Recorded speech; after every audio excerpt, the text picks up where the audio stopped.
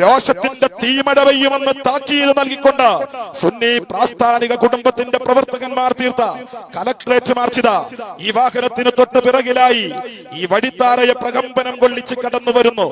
അർദ്ധരാത്രിയിൽ ലഹരിയും ഉന്മാദവും കൊണ്ട് നിരപരാധിയായ മാധ്യമ പ്രവർത്തകന്റെ ജീവനെടുത്ത് നിയമവും നീതിയും സ്വാധീനം ഉപയോഗിച്ച് അട്ടിമറിച്ച് കയ്യിലണിയേണ്ടിയിരുന്ന വിലങ്ങുകൾ മറികടന്ന് ശ്രീരാം വെങ്കിട്ടരാമൻ ജുഡീഷ്യൽ